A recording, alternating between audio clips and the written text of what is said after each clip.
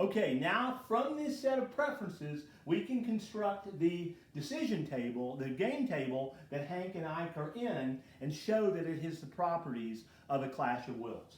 Okay? As far as the outcome of both feed, that gets an outcome of 2 for Hank and 2 for Ike. There it is on both of their charts. In terms of the outcome, Hank feeding, Ike not feeding, well, that gets an outcome of 2 for Hank, feeding alone, but it gets an outcome of 3 for Ike. That's his most preferred outcome.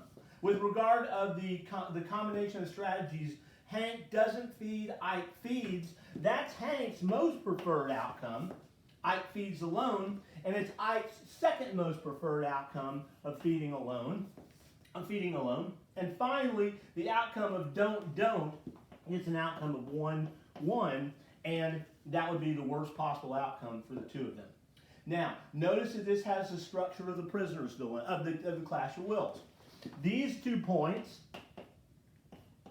are in Nash equilibrium, right? Because if they get on this particular point, neither has rationale to change unilaterally his or her choice of strategies.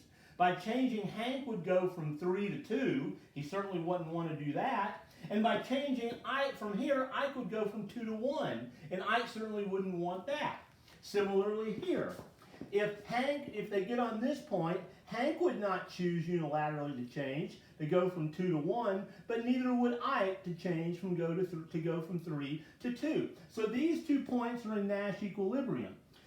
However, the problem, of course, is that if both play their strategy to reach the point in Nash equilibrium independently of coordination, they're going to wind up on this point, 1, 1, which is their worst possible outcome. So somehow they need to figure out a way to coordinate their strategies, their joint choice of strategies, so they can alternate between these 2 points.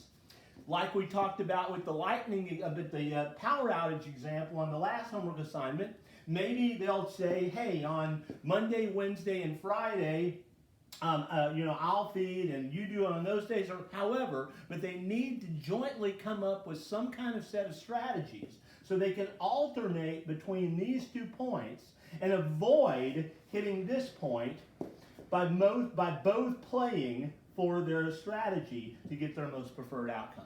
The classic outcome of the clash of wills. 2 Nash equilibrium points, both available by coming up with some kind of coordinated strategy that alternates between these 2. The risk being that by each playing rational, self-interested to get their highest outcome, they're going to wind up on a point that is not in Nash equilibrium and is in fact their worst possible outcome.